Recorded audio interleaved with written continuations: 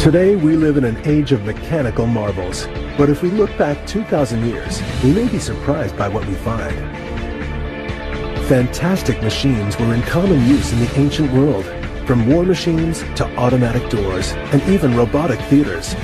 The ancients even had a steam engine. Now, we reveal how the first age of machines was in fact in the ancient world, now on Modern Marvels, Ancient Discoveries 3.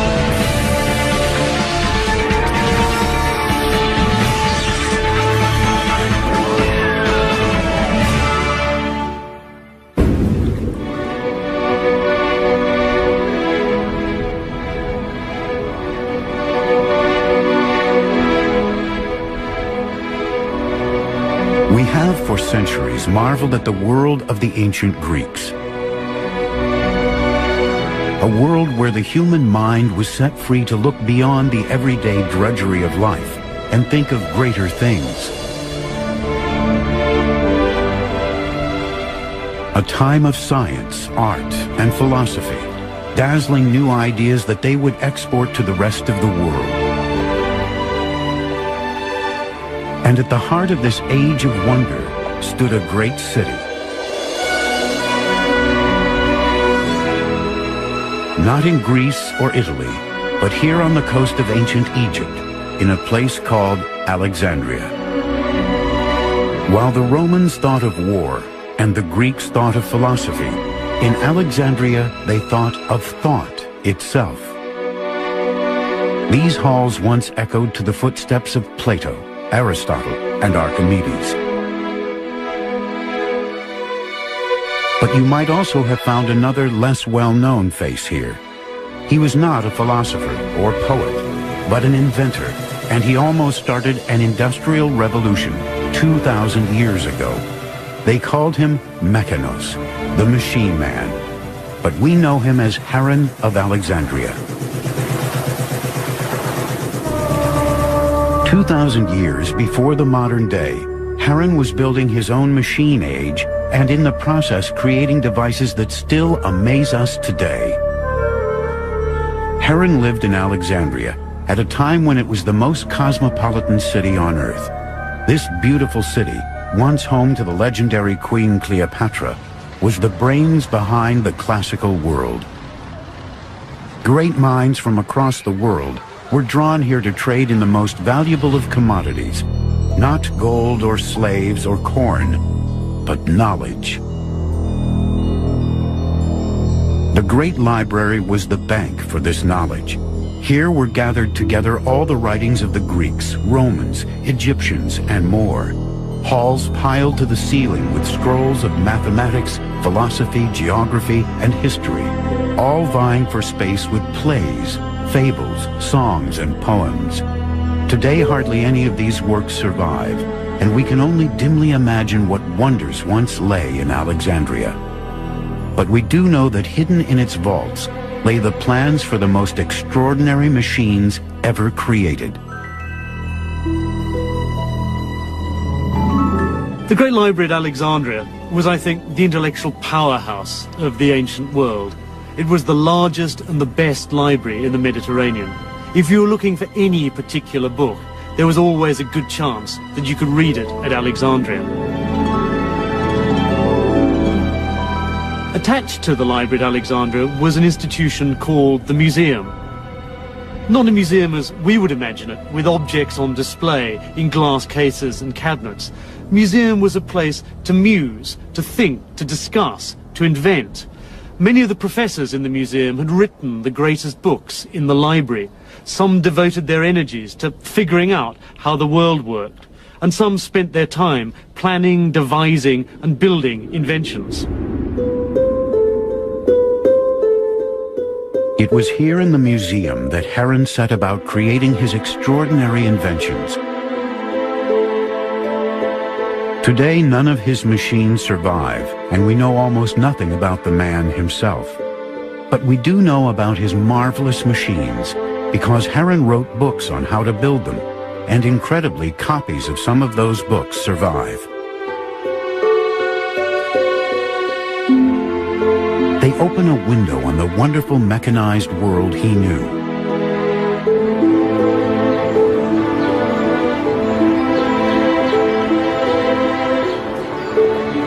Stored in one of the modern world's great repositories of knowledge, Oxford University, it is still possible to find a copy of one of Heron's books. It is a rare document which gives a tantalizing glimpse of surprising ancient machines.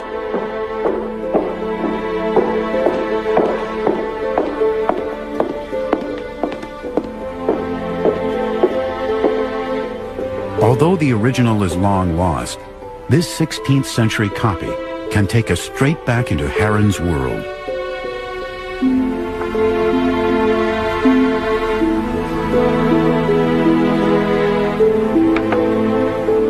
Within these pages, this master mechanic described his inventions and the sort of places you might find his robotic devices.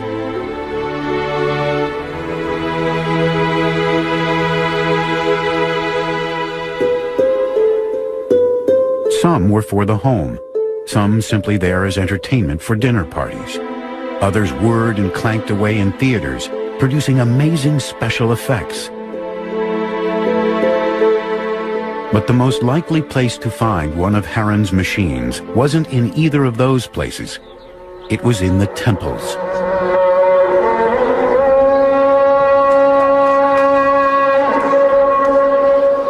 Nowhere in the ancient world was more cosmopolitan than Alexandria, so nowhere had more religions all vying for attention. Today, Islam is the city's main religion, but 2,000 years ago, there were many, many more faiths to choose from. We have to think about in the ancient world that there is stiff competition between different cults. Roman cults, Greek cults, Egyptian cults, cults for political leaders, and all sorts of mixes between these. So if you had something special that would attract attention, then that would give you an edge in the market to attract visitors to your temple. In other words, what priests of all these religions needed was magic. And that's just what Heron could provide, with fantastic machines which would appear to move as if commanded by the gods. He would even create automatic temple doors, which would open and close when a sacrifice was given to the gods. Heron was using his talents as a magician and showman to trick the ancient worshippers into believing they had witnessed miracles happening in front of their very eyes. Heron is credited with inventing the steam engine during the 1st century AD, but the Greeks only used it as a novelty. Modern marvels will continue in a moment.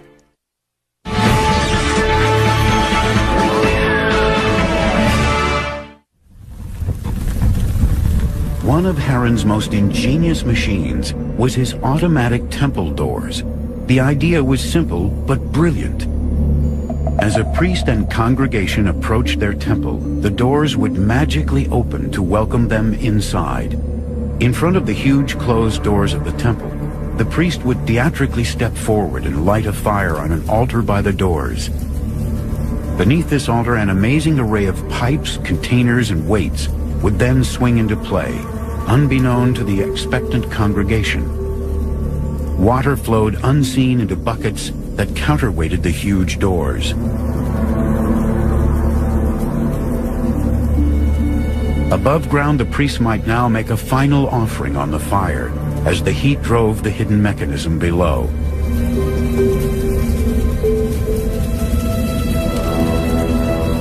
Then suddenly, as the counterweights filled, the doors slowly creaked open as if the gods were pleased with the sacrifice.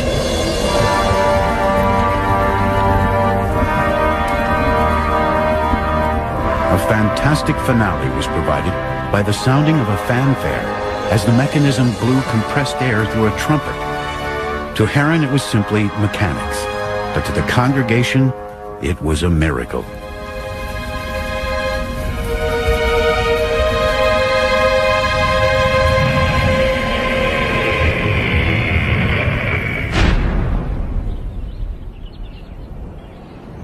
There could have been few better ways to impress your audience. And there is evidence that even the great temple at Ephesus in Turkey, one of the wonders of the ancient world, may have been fitted with these automatic doors.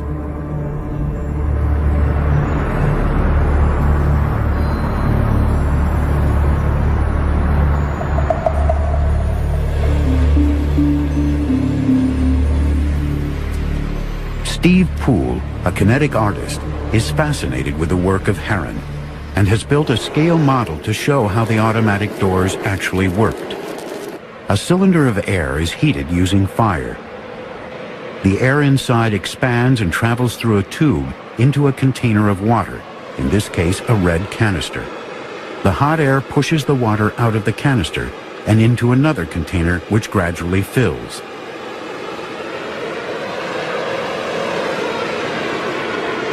The mechanism uses a counterbalance, and when one container fills and drops, another rises, causing the doors to swing open.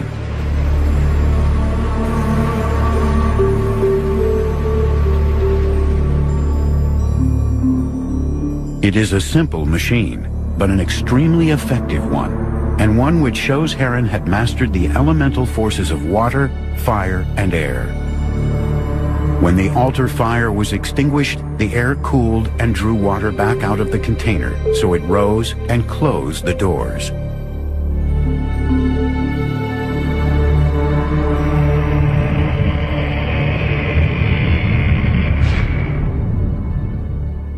Heron invented many temple machines which included these automated moving figures, which made offerings to the temple fire when it was lit.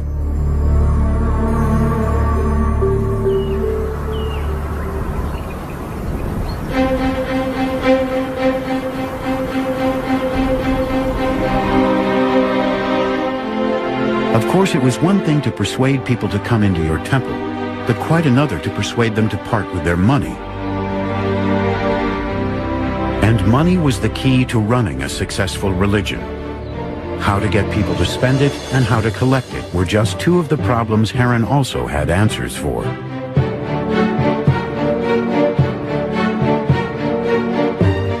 This is the first, a holy water dispenser.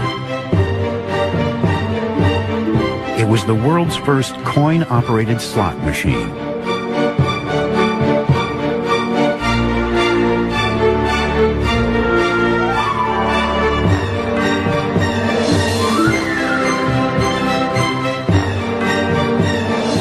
As people entered the temples, they were required to wash their hands using holy water that had been blessed by the priests.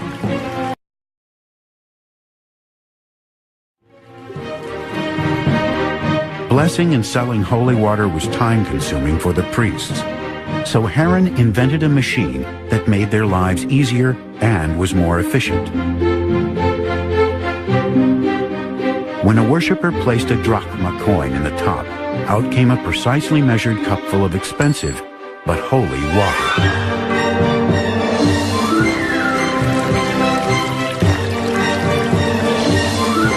For the worshippers, it once more looked like a miracle.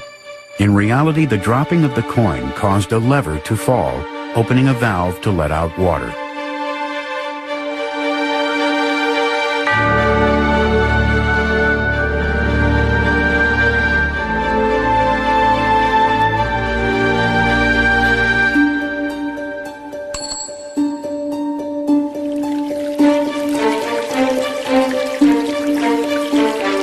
For those who could see the inside, it was simply another mechanical marvel. But for the eager audience, it was pure magic. In solving the priest's problem of dispensing holy water, Heron had invented the coin-operated vending machine 1,800 years before its modern equivalent was first patented.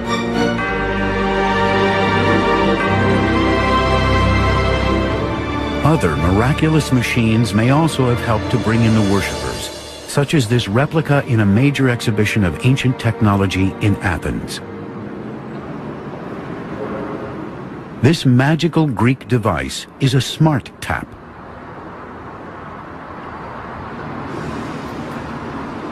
As water is taken out with a cup, it automatically fills itself back to the right level. This type of simple miracle machine may well have provided the inspiration for Heron's water dispenser.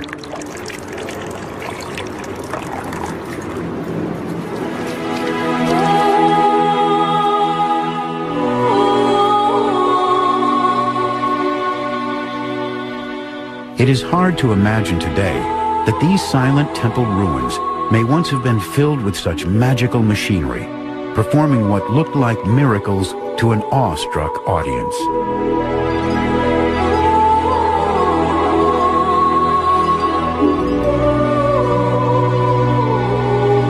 These were huge temples, some of the wealthiest and the most splendid in the ancient world.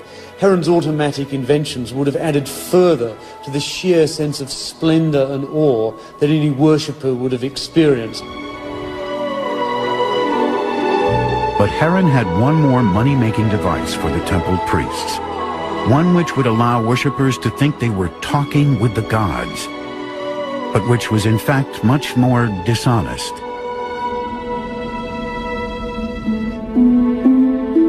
This is the Omen machine, the world's first great con job.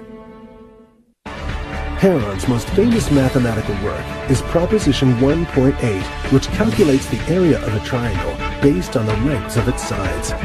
Modern marvels will continue in a moment.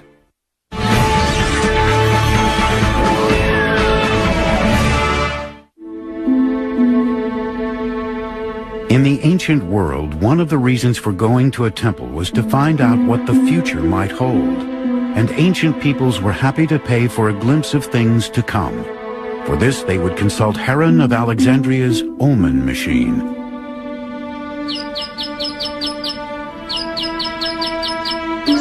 Someone coming into the temple which was equipped with one of these devices would not, of course, see all the workings. As they walked into the gloom of the interior, they would see just this wheel and a mechanical bird.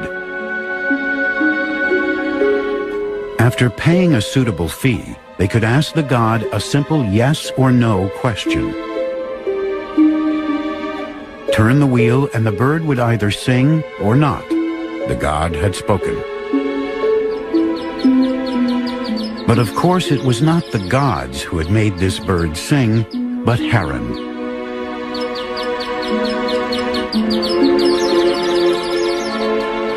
Inside the mechanism, a series of cogs, ropes, and pulleys made the bird sing when the wheel was turned. A simple cog attached to the inside of the device could then be disengaged, perhaps by a priest, to silence the bird if the other answer was required.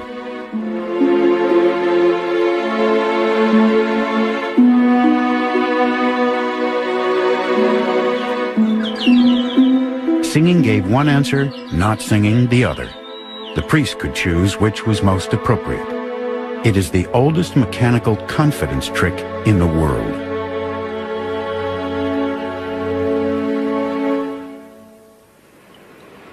And the wonderful bird song? Just a cup attached to a warbling whistle being lowered into a tank of water.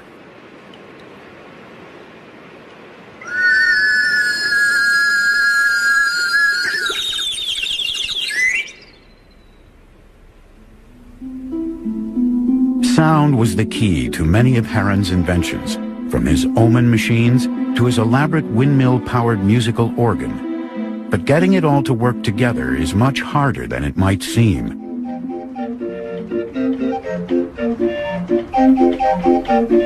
Richard Windley is an artist and musical instrument maker who has been inspired by Heron's machines, which incorporated sound movement within their design.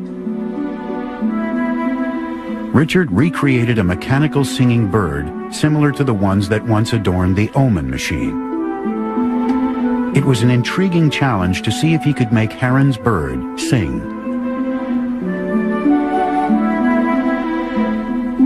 The drawings of Heron which I discovered and the writings, which are sort of fairly descriptive but rather tantalizing, give the basic outlines of how he managed to get these things working. This machine uses the siphon mechanism, the same concept which flushes modern toilets. Water is poured into the top, and when it reaches a certain point, the siphon action sucks out water at high speed. This fast-flowing water pushes the air in the pipes and forces it upwards. It causes a warbling whistle to sing and opens and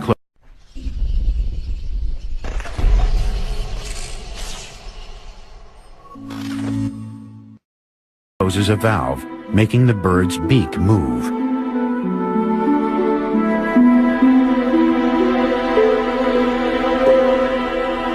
This is a very simple version with just a single bird, but if we talk about sort of whole flocks of these things, perhaps 6 or 8 or 10 of these things all being driven by water pressure, then, you know, the effect would be staggering, particularly to probably a public that were not technologically knowledgeable.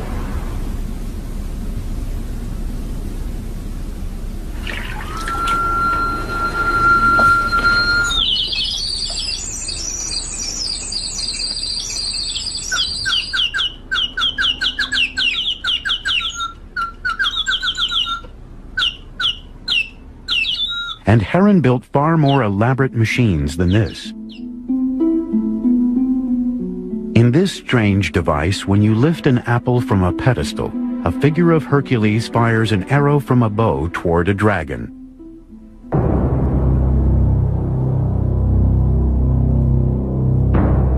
One time when Heron's omen machines were in particular demand was during war, a frequent event in the ancient world. Everyone wanted to ask the gods if they or their loved ones would survive. But Heron could help with more than just omen machines. In Alexandria, he had read treatises by Archimedes, Ctesibius, and Dionysius on building war machines. Perhaps he could devise machines that would not just predict the outcome of wars, but would actually help to win them. Heron turned his prodigious mechanical mind to the art of warfare. Heron had automated doors, fountains, and musical boxes. Now he wanted to automate war. Building on the theoretical work of the great Greek mathematicians, he described automatic war machines, stronger, faster, and more fearless than the foot soldiers of the day. A deadly military technology centuries ahead of its time.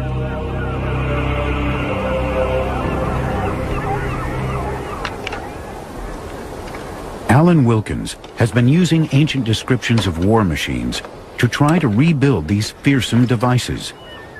This is a Greek catapult, but it is no ordinary weapon. This is the Polybolos, the multi-shooter. It's the first machine gun, and it's over 2,000 years before what is now regarded as the first machine gun, the Victorian Gatling gun.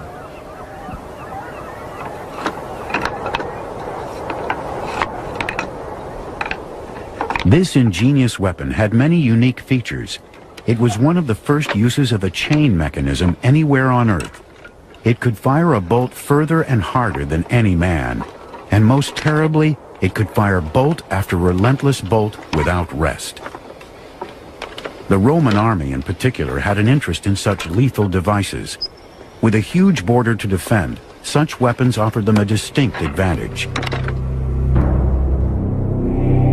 From the Roman perspective, men like Heron could help to hold the empire together.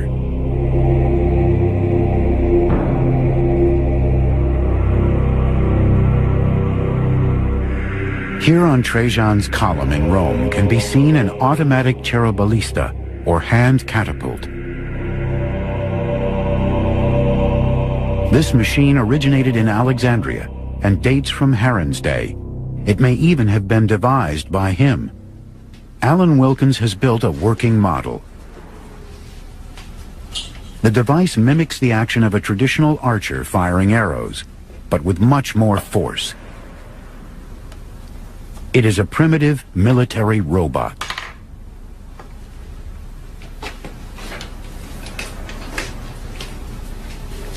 The main length of the machine represents the outstretched arm of the archer.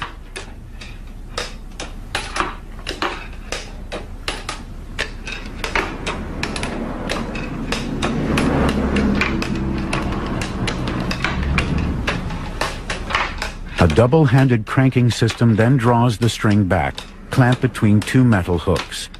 When the arm is fully stretched, these steel fingers then release, driving the bolt forward with terrific force. Alexandria, of course, received a tremendous boost. By Heron's day, it was, of course, a Roman province, and the Romans obviously backed this research there. They continued to want to use engineers like Heron because they knew they were the best. Many devastating war machines would have been used in battle, but others were developed as prototypes for future use.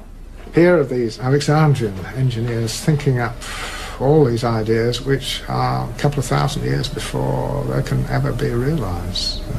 They didn't allow the limitations of their own technology to limit their ideas.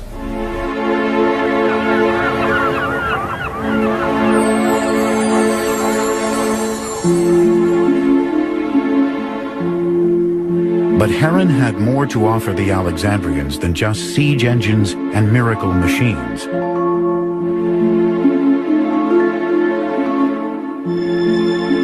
He wanted to entertain them, and to do that he chose a place where anything could happen: the theater. Heron describes almost 100 machines and toys in his surviving work, Pneumatica, including a fire engine and a wind organ. Modern marvels will continue in a moment.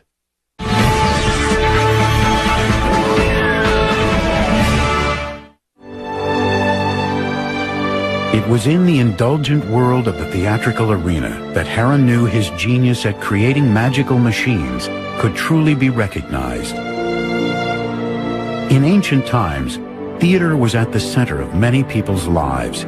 It was here that people could join together and discover new ideas and experiences. Theaters such as this vast one at Epidaurus still stand as a testament to their enduring popularity with the people of the classical world. This was as close as the ancients got to cinema, their very own field of dreams.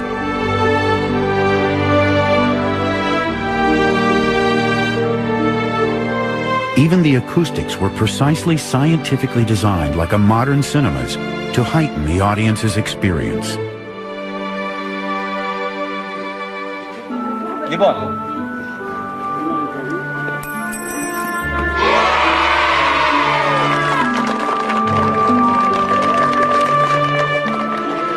For the classical world, theater was of huge importance and had been for centuries.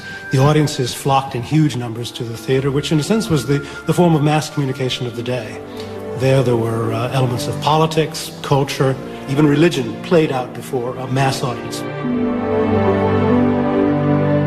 Of course, it was hugely attractive to Heron because he had a ready-made audience, an audience which was conditioned and habituated, almost one might say, to going to the theater and enjoying spectacle entertainments there.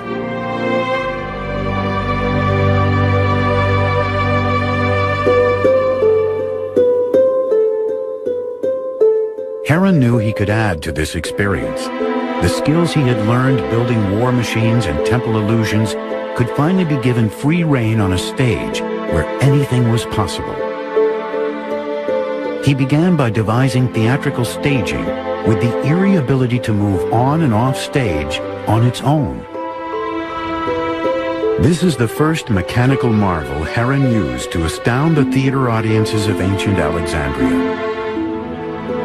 It was built using Heron's original descriptions. It demonstrates how gravity can be used to make a piece of scenery move on and off stage, apparently of its own will. It is the precursor of the modern computerized scenery we see in the West End of London and New York's Broadway today. Ο Ήρων έχει περιγράψει στα βιβλία του μηχανισμούς και αυτόματα που είναι η πιο ανεπτυγμένη τεχνολογία της εποχής του. Περιγράφει κλειστά αυτόματα συστήματα, συστήματα με ανάδραση και αυτόματα θέατρα που παρουσιάζουν ολόκληρες θεατρικές παραστάσεις.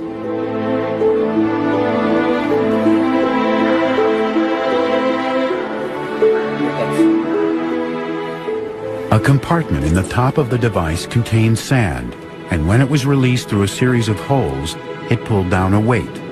The weight was attached to a rope which was wound around an axle. When the rope unwound from the axle, the device moved forward. When fully unwound, a lever clicked, the weight was lifted, and the device trundled back again.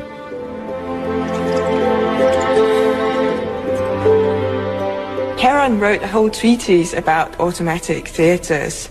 The idea of the automatic theatre is that it can move by itself. Automaton in Greek actually means a self-mover. Heron is quite interested in making absolutely sure that you make it quite small so that the audience won't suspect that there's actually a person inside the theatre running the show.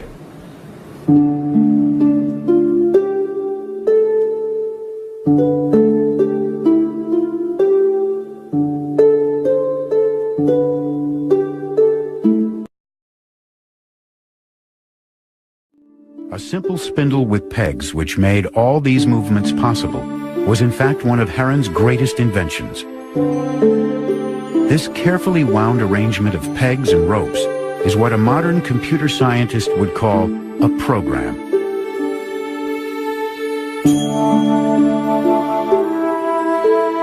No doubt the audiences at Alexandria's theaters marveled at these moving sets for a while, but as Heron knew, audiences are always looking for something new to grab their attention.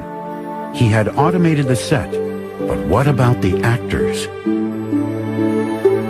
This would be his next bold step, to create an entirely automatic theater production, with automatic sets, actors, and effects that would run on its own for over 20 minutes.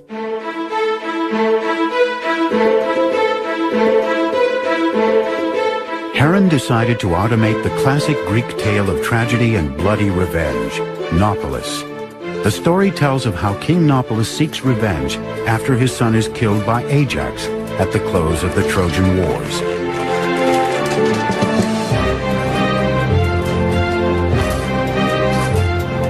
The play begins with 12 characters repairing a warship, all moving automatically.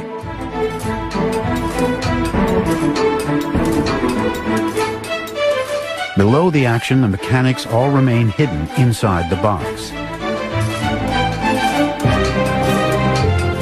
leaving the audiences astounded and intrigued to see all these wooden characters moving in unison.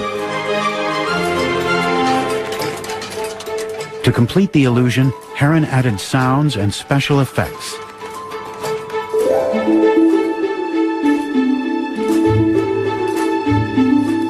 Scenes changed and backcloths dropped automatically, providing a new background for each piece of the action in turn.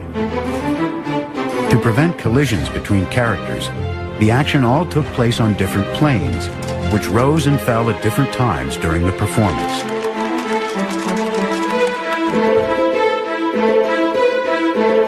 Powering the whole pageant was a system of weights and ropes, sand glasses and seed hoppers, utilizing gravity to provide the required energy.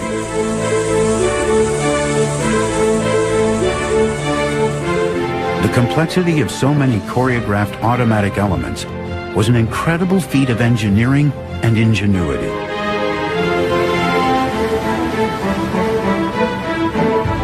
As the ship in the story encountered a storm, Heron used an automatic thunder machine to shake some fear into the audience.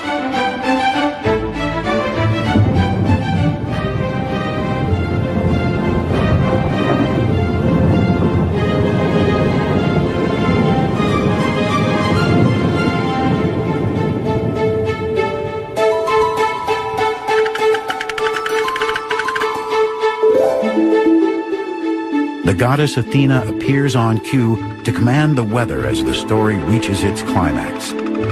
She causes a bolt of lightning to hit Ajax, the enemy in the story. He dies, and our hero Nauplius finally has his revenge.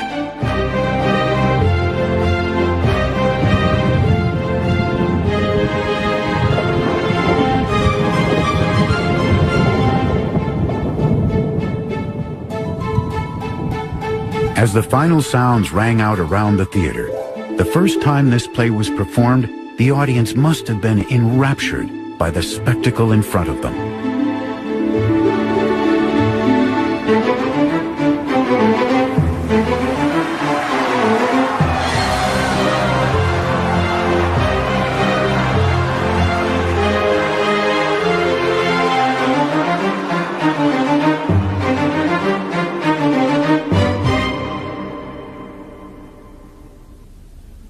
Actually making the play happen was no less miraculous than the event the audience had just witnessed.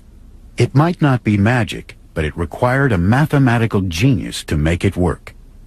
Timing every element of the story correctly, calculating the exact weights for balances and counterbalances. The speed of the cogs and the order of the scenes would baffle many engineers today and was perhaps miraculous in itself.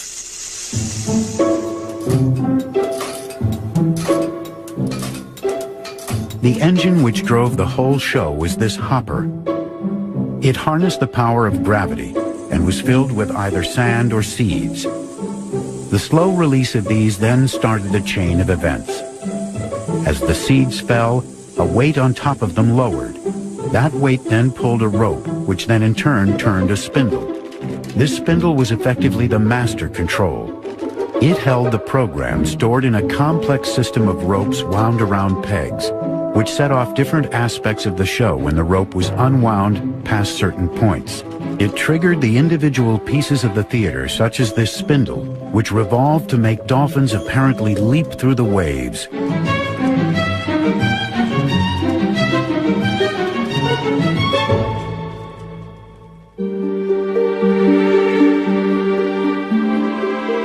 In Alexandrian theaters like this, crowds may once have gasped as roars of thunder and flashes of lightning emerged from the strange automatic theater on stage and reverberated around the auditorium.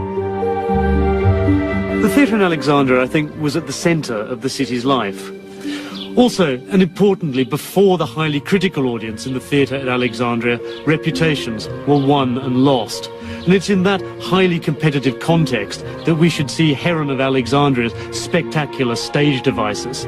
These were devices meant to wow the audience. It's difficult to recapture something of their impact, but I imagine that it was like watching the first talking movies at the beginning of the 20th century. Something that would make you want to come back to the theatre, something that would make you remember Heron of Alexandria as an inventor.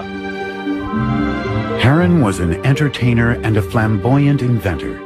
While many of Heron's designs were intended to either impress worshippers in a temple or to entertain audiences in a theater, some were mechanical toys or novelties built simply for amusement in the home. But one invention could have changed the world forever.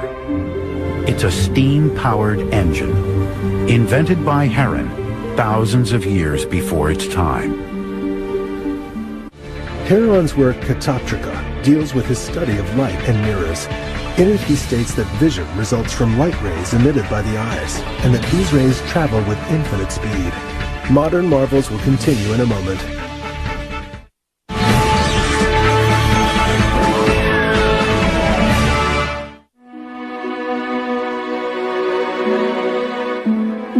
Heron had discovered the power of fire, water, and air, and finally he combined his knowledge to create steam power.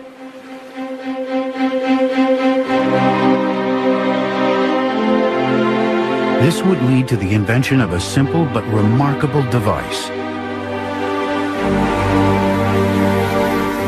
The strange machine is Heron's steam ball, the first steam turbine engine, and the fastest revolving mechanical instrument in the ancient world.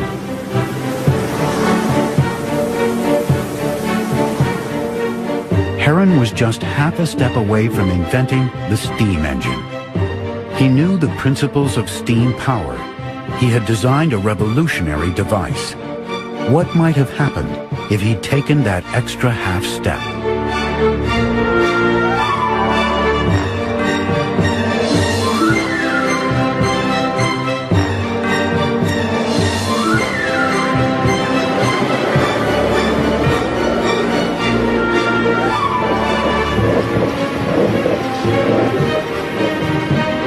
I'm heating up this container here so that it generates steam. There's water in here, and the steam will come up through these pipes into this ball and out through these jets, and then it should spin.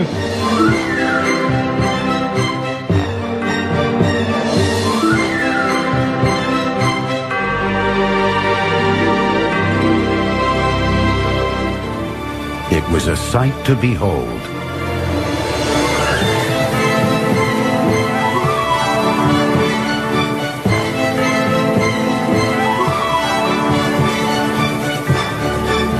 Heron had managed to control the power of steam. It was a remarkable breakthrough.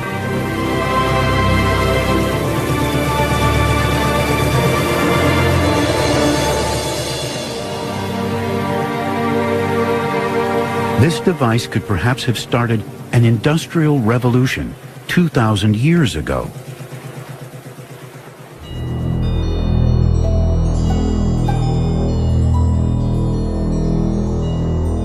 Had Heron combined what he knew about pistons with this steam ball invention, he might have made a true steam engine.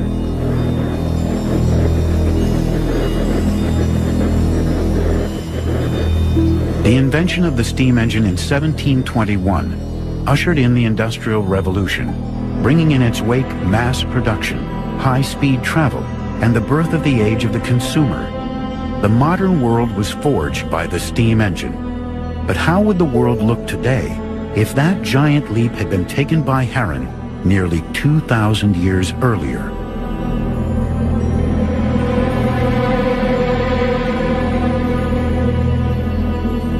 So why didn't Heron's greatest invention start a revolution? Perhaps he simply didn't make the connections and never saw this wonderful machine as anything more than a toy.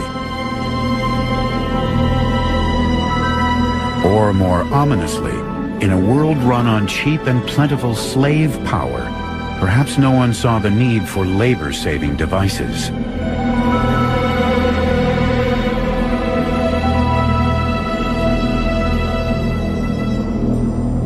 It's fascinating to speculate how the world might be different today if we hadn't forgotten Heron of Alexandria and his wonderful inventions, if they'd been embraced rather than rejected by medieval scholars. If the people who'd seen the wondrous steam ball had thought of it as more than an idle curiosity or just a children's plaything. After all, it's clear from his inventions that Heron of Alexandria knew about steam mechanics and knew the basis of computer programming.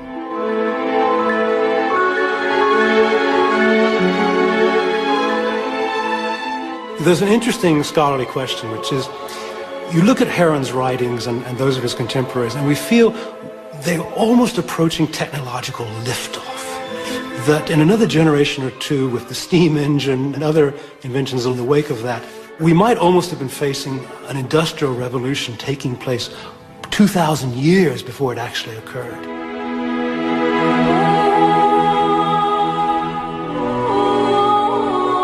We consider ourselves today at the cutting edge of technology.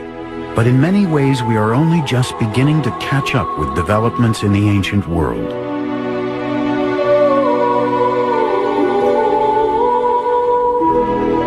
"2,000 years ago, there was a world more familiar and more advanced than we could have imagined.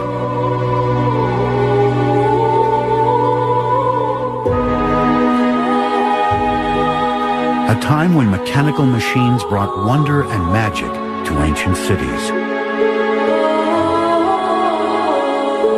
A time that has been forgotten for centuries and is only now beginning to be revealed again. What ancient discoveries still await us, and what others have been lost forever? Heron has given us just a glimpse of his amazing world.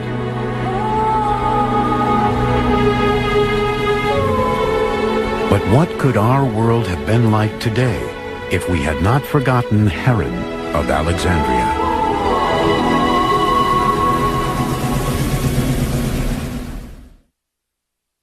Tomorrow on the History Channel. Way back in the day, historians came up with a list of superhuman achievements, the must-sees of the ancient world. The Pyramid at Giza is the largest and oldest of all.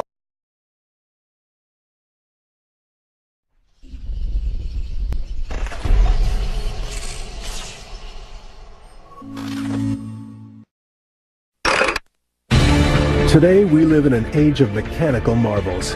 But if we look back 2,000 years, we may be surprised by what we find. Fantastic machines were in common use in the ancient world, from war machines to automatic doors, and even robotic theaters. The ancients even had a steam engine. Now, we reveal how the first age of machines was in fact in the ancient world. Now on Modern Marvels, Ancient Discoveries 3.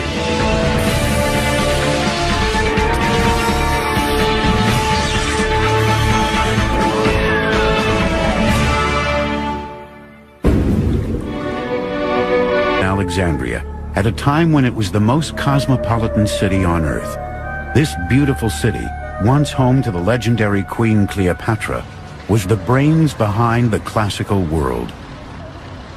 Great minds from across the world were drawn here to trade in the most valuable of commodities, not gold or slaves or corn, but knowledge. The Great Library was the bank for this knowledge. Here were gathered together all the writings of the Greeks, Romans, Egyptians, and more. Halls piled to the ceiling with scrolls of mathematics, philosophy, geography, and history, all vying for space with plays, fables, songs, and poems. Today, hardly any of these works survive, and we can only dimly imagine what wonders once lay in Alexandria. But we do know that hidden in its vaults lay the plans for the most extraordinary machines ever created. The Great Library at Alexandria was, I think, the intellectual powerhouse of the ancient world. It was the largest and the best library in the Mediterranean. If you were looking for any particular book, there was always a good chance that you could read it at Alexandria. Attached to the library at Alexandria was an institution called the Museum. Not a museum as we would imagine it, with objects on display in glass cases and cabinets. Museum was a place to muse, to think, to discuss, to invent. Many of the professors in the museum had written the greatest books in the library.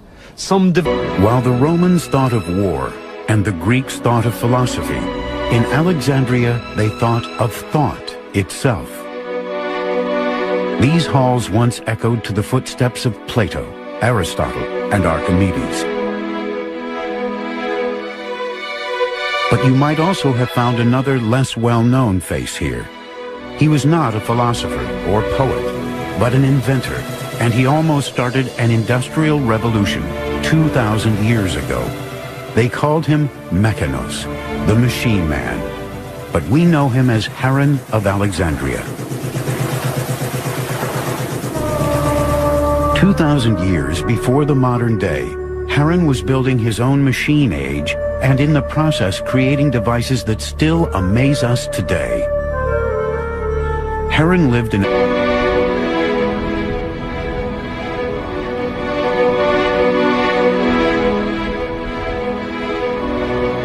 We have for centuries marveled at the world of the ancient Greeks. A world where the human mind was set free to look beyond the everyday drudgery of life and think of greater things. A time of science, art, and philosophy, dazzling new ideas that they would export to the rest of the world. And at the heart of this age of wonder stood a great city. Not in Greece or Italy, but here on the coast of ancient Egypt, in a place called Alexandria.